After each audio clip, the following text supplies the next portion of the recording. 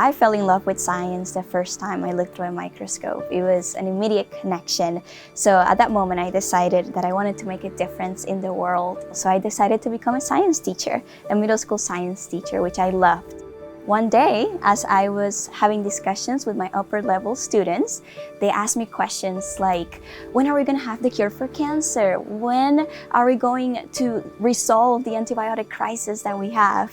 And they will ask me all of these questions, and I will always have to tell them, well, we still don't have the answers for this, but I can promise you one thing. There is a wonderful group of scientists and researchers out there that are working hard every single day to find the answers to these questions. And then one of my students looked at me wide-eyed and he said, well, you should be one of those people. You should go out there. Then you come back and tell us what you found. At that point, I laughed at my students' innocence, and I thought there's no way I could do something so grand as that. You have to be brilliant, you have to be a genius to even attempt to achieve something so great. But that was a seed that was planted in my heart. And I took a leap of faith and I applied to the graduate program here at USF. And I started volunteering in Dr. Shaw's lab. And I knew that I belonged here, that this is what I wanted to do.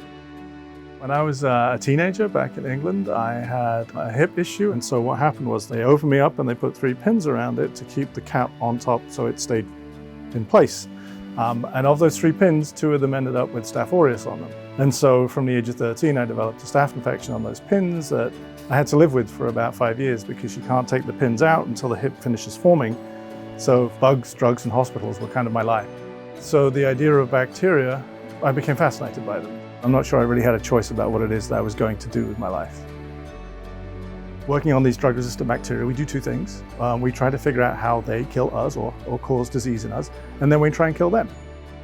And it's very clear when you talk to Claudia, right, that there's an innate passion and a drive and a commitment and an inquisitiveness. I have talked to hundreds, if not thousands, of students over the years, and you can tell relatively quickly those that really want to do this and really, even if they don't necessarily have the background, that they will be able to do this, and they just need someone to give them a chance. And that's what I'm here for, right, is to help people get to where they should go. Dr. Shaw believed in me, just like my students did, and my wonderful group of lab mates also believed in me, and they have helped me come this far.